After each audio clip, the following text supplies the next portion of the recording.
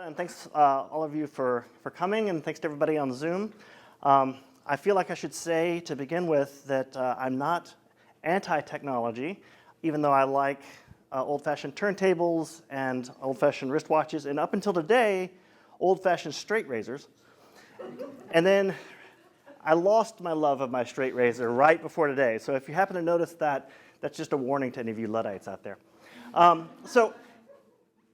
There's a lot of issues in the ethics of technology, and they have to do with things like social media and democracy, and things like, are we selling away our privacy bit by bit? Tons of issues, and I want to focus on a subset having to do with artificial intelligence, and of course there's tons of those too, right? So, many people are worried about artificial intelligence taking your jobs, or the effect of artificial intelligence on the economy, all of which are reasonable worries. I'm going to focus on a slightly different set of issues, though. And the issues that I'm going to sort of be talking about have to do with what I might call morally weighty AI. What I mean by that is just something fairly simple, which is basically algorithms or artificial intelligence that make moral decisions, or decisions that we tend to think fall, or have tended to think, fall within the purview of humans. By decisions and by AI, I don't mean anything particularly fancy or robotic or anything like that, right? A decision doesn't have to be a conscious thing. It can just be an output of an artificial intelligence. So I'm not going to worry a whole lot about, like, are these really minds? Are these really thinkers or anything like that? I'm just going to be worried about the fact that they look like things that we're farming decisions out to, and some of those are morally weighty. An example is autonomous vehicles, right? So we may not think about driving a car as being an important moral moment, but actually it's filled with crucial moral moments, right? Every time you accelerate, you're subjecting people to risk and yourself to risk. Every time you change lanes, there's decisions that you have to make. Right? How far do you come up behind people on the interstate, right, is a major issue that I've encountered again and again in Houston. Those are all moral decisions that we are going to be handing over to autonomous, or we already are handing over to autonomous vehicles, right? What do you do under certain circumstances? And while we sort of take all of these for granted, they can't be taken for granted when you're programming artificial intelligence. Another example is sentencing algorithms, right? This is something that is perhaps even more kind of Philip K. Dickish and scary in that it looks as though increasingly in some courtrooms there's not an exclusive reliance upon algorithms to determine sentencing, but sentencing algorithms can help determine probation options as well as length of sentencing. And one of the reasons for that isn't so crazy. Part of that is because humans have all sorts of terrible foibles that actually lead us to do stupid things. For example, there was a study, I believe in judges in Israel, that showed that the closer you were to lunchtime, the less likely people were to get probation, right? So none of you are getting it today. And of course, race is a major issue, right? There's a huge tendency for people to sentence people of a different race differently than they would sentence people of their same race, right? So there's at least some reason to actually turn to things like algorithms to weigh things that might be relevant to recidivism. Now, of course, there's a lot of worries about that too, which is part of what I'm talking about. But I think that probably we're going to see a lot more uses of AI in very morally heavy situations, right? So right now, I think most of the drones that are killing people abroad are flown by people comfortably in gaming chairs in Nebraska, but they could easily be flown by artificial intelligences. And my guess is, in some respects, they'll be able to be flown better, right? But that puts into the hands of the artificial intelligence all sorts of things, like what is it to identify an enemy combatant? What is it to subject other people to civilian risk and things like that? If you're a general trying to plan a strategy of war, right, what is the kind of classic metaphor for war games that we have used for, I guess, centuries and centuries is chess, right? Chess is a game where we are handily beaten, the best of us, continuously by AI, right? Been done for a long time. So it's not surprising if we begin to think about using AI as a way of strategizing in actual military contexts. How do we feel about using artificial intelligence, even if not exclusively, to determine who we subject to risk, right? Where do we put our boats, our soldiers, and things like that? Medical questions look like they're probably already being decided in some part, or at least informed in some part by algorithms. But whenever there's limited resources, of course, you have to make hard decisions about who gets those resources. And figuring out how best to use resources to maximize overall lifespan and things like that are likely to be in the hands of artificial intelligence before long, if not already. So we might think about how would you program morality into a machine, right?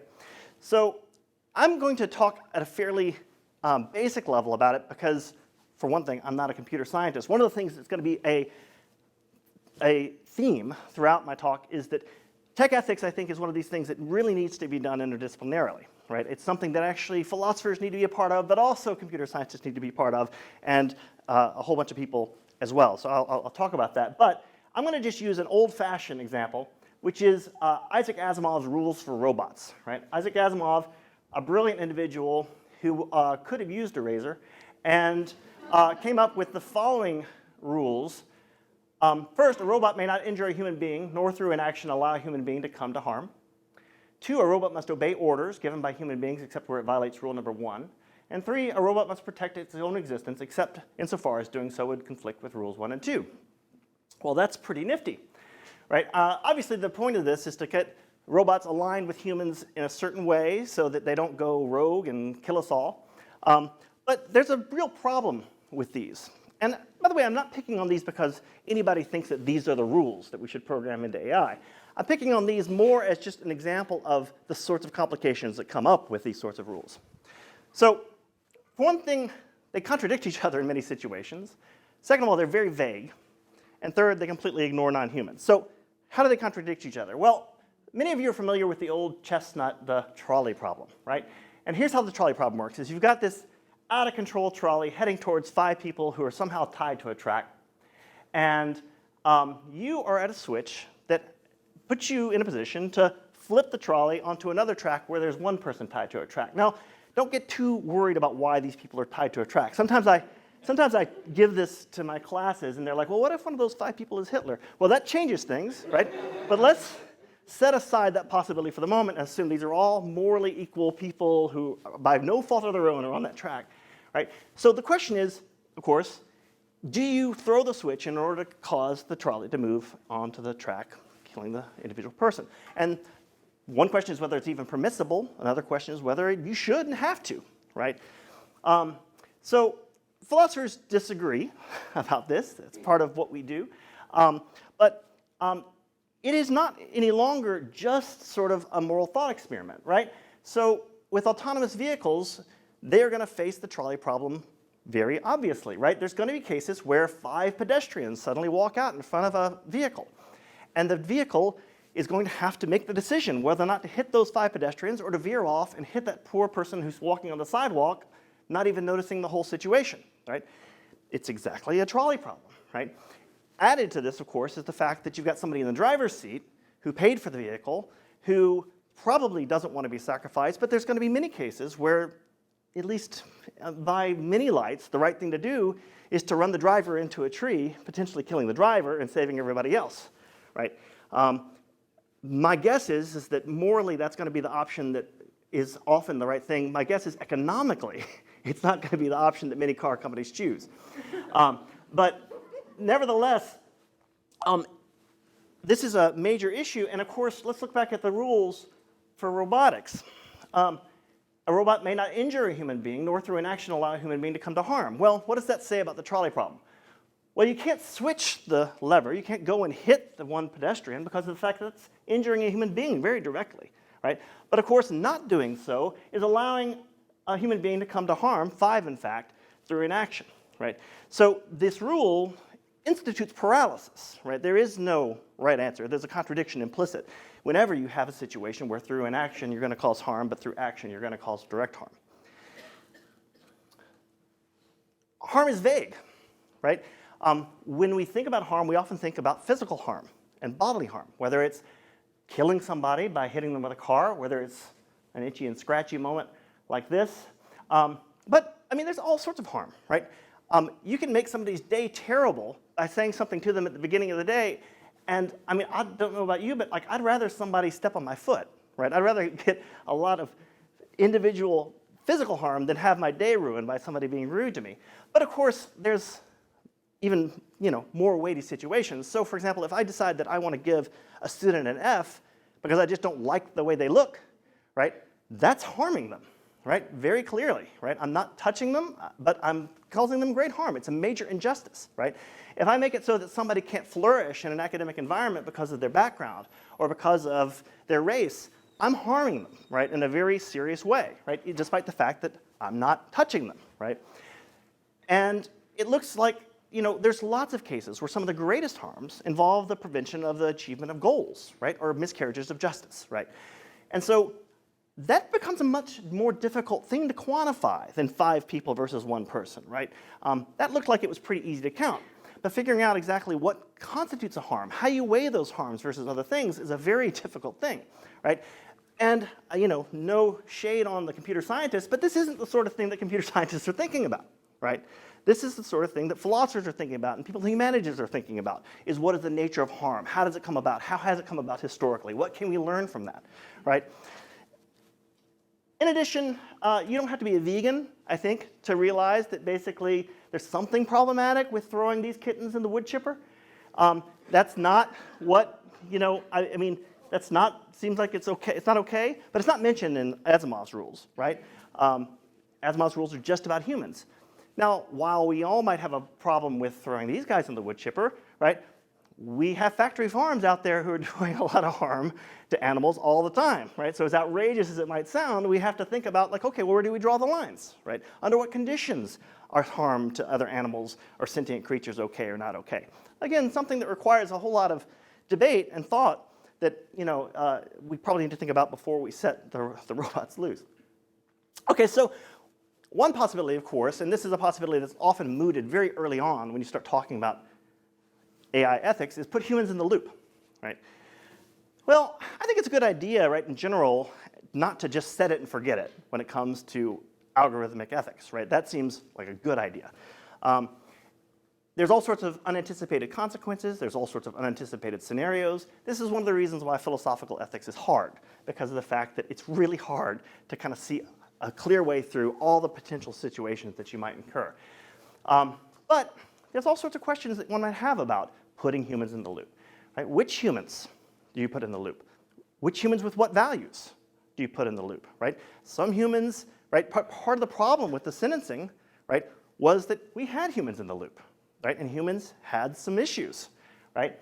Where do you put them in the loop? Do you put them at the beginning in order to kind of filter out the data that the AI is being trained on, so that it's not trained, let's say, on discriminatory data? Do you put it at the end so that basically the executed action isn't obviously immoral? Do you put them all over the place? Well, the more humans you put in the loop, the less efficient the whole process is going to become. And you don't need me to tell you that efficiency is often going to be more important to the corporations, at least, that employ these algorithms than ethics is. Humans in the loop is a good idea in principle, but it kind of raises a whole new set of ethical questions, right? So there's lastly the issue about whether or not humans can really see what's going on in these cases. And for that, I want to mention a second issue, which I'll call the black box problem. And this has gotten a fair amount of press in articles in recent years. And the basic problem is, and this is going to be an obscene bowdlerization based upon a philosopher's weak understanding, but it's based upon a difference between traditional algorithms and algorithms based upon deep learning, right? So basically, you and I probably think of, or at least the older people in the room probably think of programming as being sort of a code that you could actually introspect to determine how the outcome came to be, right? So maybe there's a set of if-then statements or a set of decision trees that actually, given certain variables, is going to generate a particular result. And given a particular result, we can actually trace our way through the code to figure out why exactly that result happened, right? It's inspectable, right? That's not actually the way that programming has been occurring, and that's not the sort of programming that gave rise to ChatGPT or that gave rise to the major rise in artificial intelligence. That involves machine learning, in particular, a form of machine learning that is called deep learning.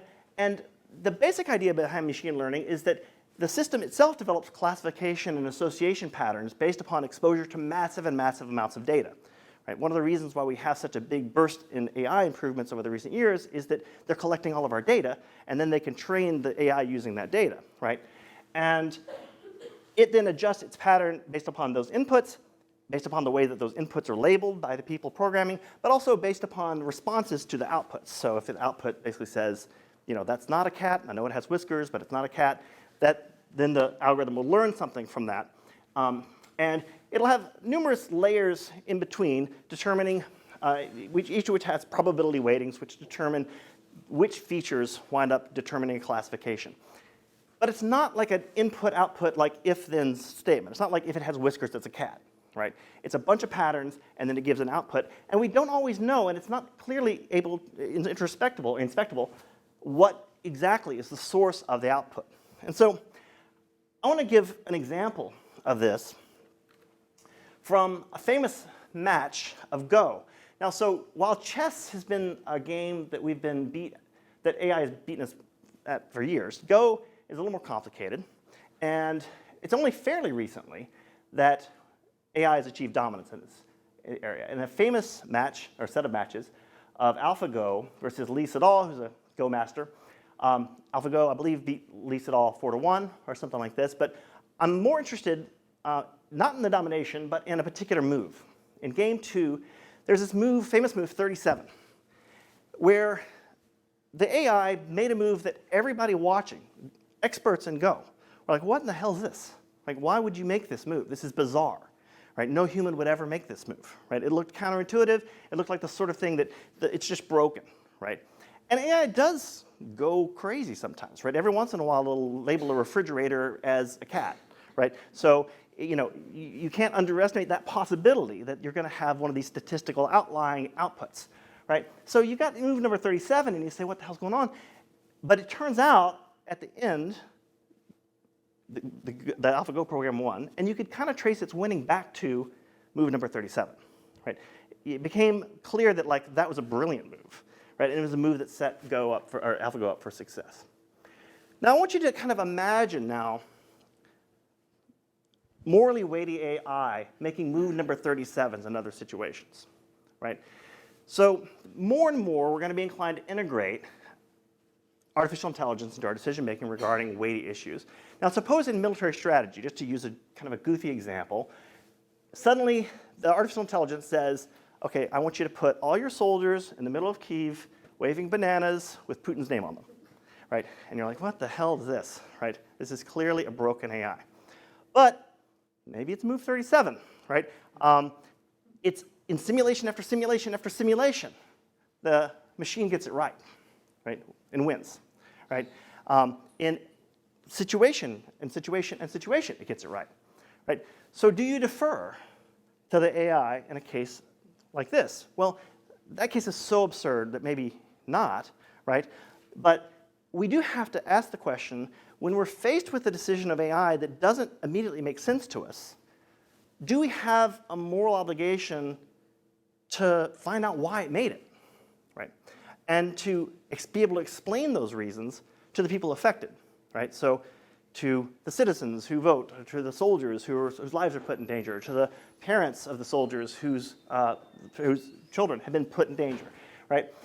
If it's the case, however, that the algorithm is not inspectable, you can't necessarily determine why the output happened, right?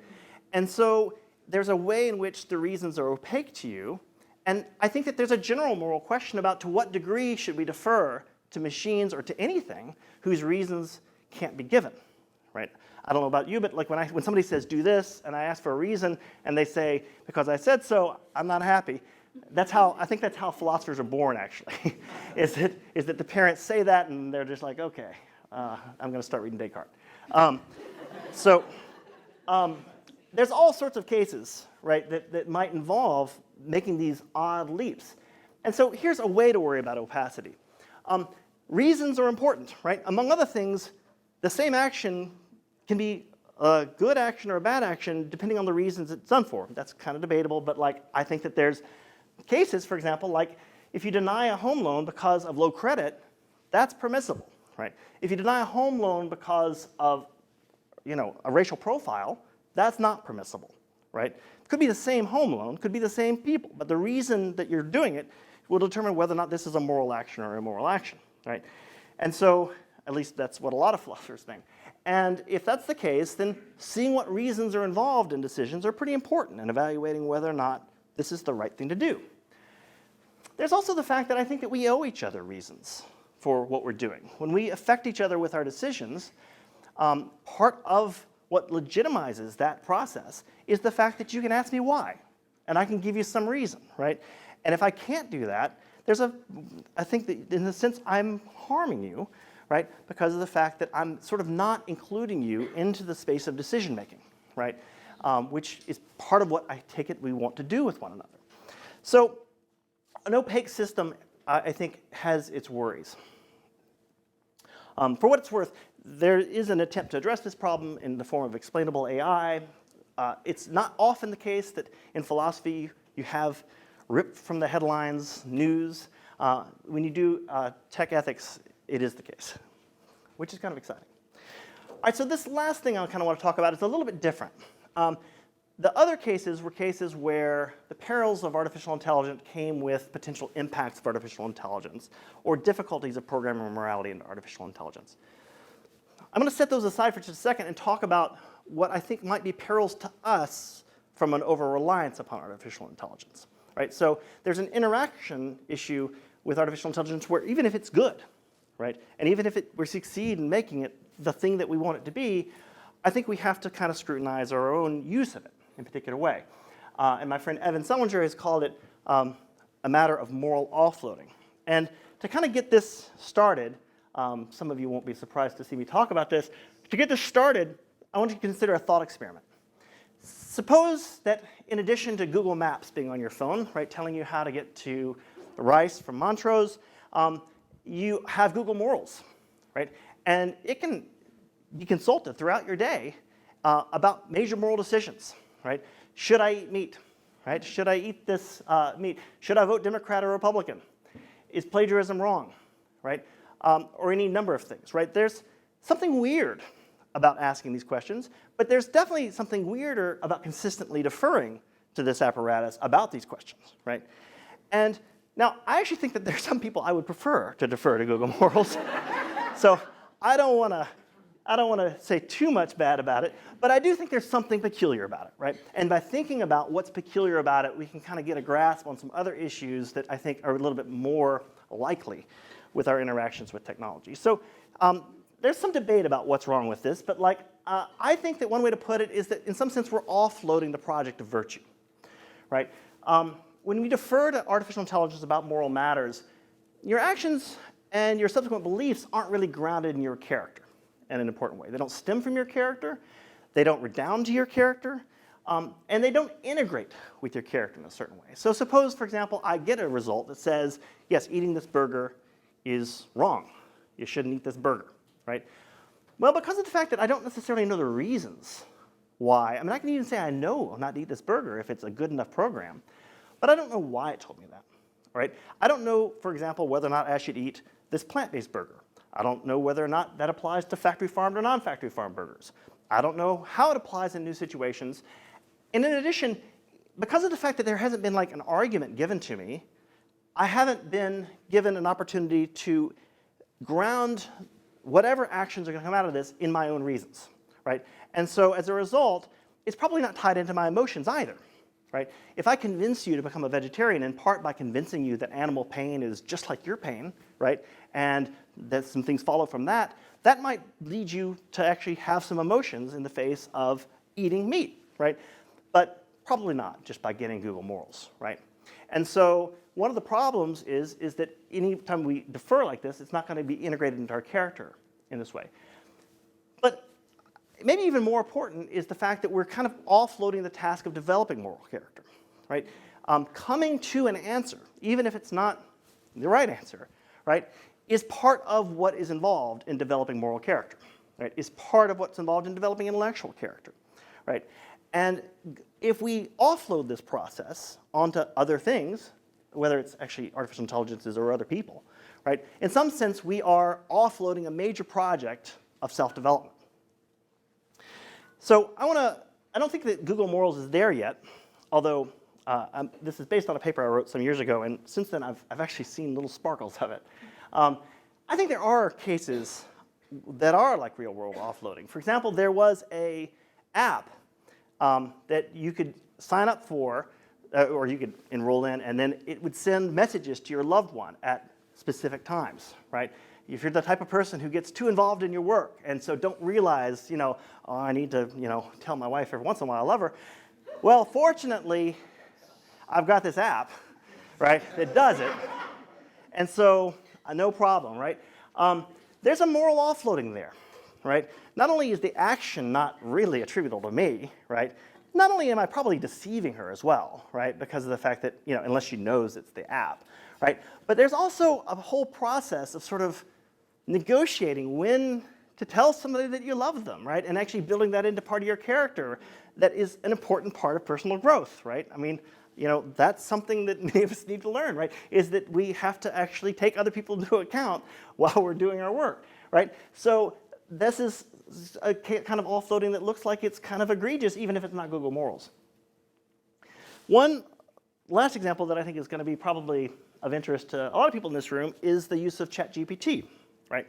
So I don't know if you've played with it. I'm sure you have played with it by now. It's kind of amazing. And my brother just called me on the way over here saying that Google's version is even better. Now, this is what happens, right? You're about to give a talk. Your brother calls and says, change your slides. But it's going to be very tempting, right, to have ChatGPT write important parts of our papers, right? There's problems with that involving deception, right? There's problems with that involving misrepresentation, right? That's the plagiarism part of it, right? And I think it's a very important part of it, right? But I actually think that if that's the part we focus upon, we're missing an important part of it, which is the moral offloading part of it, right? So I like this quote by Don DeLillo, who's an American novelist. And in an interview some time back, he said, writing is a concentrated form of thinking. And for those of you who write for a living, or those of us who do it a lot, you recognize that writing is oftentimes the time when you kind of figure out what you think, right? It's oftentimes the time when that weighing of complicated bits of information winds up coming to a head, because that writing of a sentence is a decision point that oftentimes is the end point of a whole bunch of reasoning that's very difficult to kind of put into words, right? And so the process of deciding how to weigh the evidence, how to articulate what you want to articulate, right? How to downplay one thing and upplay another thing, how to contrast, right? Those are all really crucial moments, right, in coming to know what you think, right, and in developing your own character, right? So when your history teacher asks you to write a paper about, the origins of the Civil War, right, if you just have ChatGPT write it, well, you're obviously misrepresenting something, but you're also failing to do something, right? You're failing to recognize what happens when a group of people have a certain set of beliefs and won't let go of them, right? How hate can actually lead to fear, and how fear can actually lead to mass death, right? How, some genuine attempts to resolve conflict fail to work, right? And by writing a paper and figuring out how to articulate what happened, right, you're going to have to take all these bits of evidence into account, weigh them, and figure out how to articulate them correctly, right? That's a process of character building, right? It's not a process, your history teachers aren't asking you to write a paper because of the fact that they want another paper out there on the Civil War, right? There doesn't need to be a whole lot more papers on the Civil War, maybe, but they want you to write a paper on the Civil War because of what you undergo when you're writing that paper, right? And that's part of what the humanities is about, I take it, right? Is that by studying the humanities, we actually undergo this sort of development, right? And to the degree that we defer to ChatGPT in order to actually have this done for us, we're actually foregoing a major part of our character formation. So just some starting points on offloading. I'm not saying don't use AI, don't use straight razors, but maybe use AI sometimes. Be thoughtful how you use it, though. Right? So scrutinize the way it impacts your long-term goals. Right? It's really tempting in the 11th hour to use ChatGPT to help you finish something, right? Or to pay somebody to finish it for you, right? But there's goals that are involved that you may not be thinking about. Theorists are going to be an important part of this process in that they help us see our way forward using the tools of things like philosophy, history, sociology, anthropology to see ways in which these impacts work, right? Ways that are sometimes hard to spot, right? And so theorists of technology and theorists actually in general actually are going to play an important role, I think, in shepherding us in our use of artificial intelligence so that we actually can use it in a way that is consistent with the way we understand characters built and history unfolds. So the conclusion, this is one of the, philosophy talks don't come with oftentimes, here's what you do. And so I'm not going to try to do that. But I will say this. I think that when it comes to artificial intelligence, we need to start by thinking about our values, right? Think about what they are, discovering how best to implement them, scrutinizing them, and looking at what undermines them, looking at situations in which it becomes hard, right? And then develop technology in light of that. The other option, and this is the option I think that has been sort of predominant so far, is to develop the technology and then to ask the question, what happened to our values, right? And it's not hard to decide which one of these we want to do, right? But if we want to do the former, I think it's going to require that we as scholars interact with the idea of technology and the way in which it's going to impact us. And I think that this is actually an exciting moment, right? I'm not a doom and gloom person about artificial intelligence. I actually think that this is an exciting moment for us in the humanities, right? Because I think that all of these things that I've been talking about are areas where that is what we do, right? That is our relevance, right? We have known this for years when we've been raising, generations and generations of students and helping them develop characters. Well, one way to view artificial intelligence is it may be the most powerful student we'll ever have, right? And if that's the case, I think we need to take seriously the idea of educating it correctly. Thanks.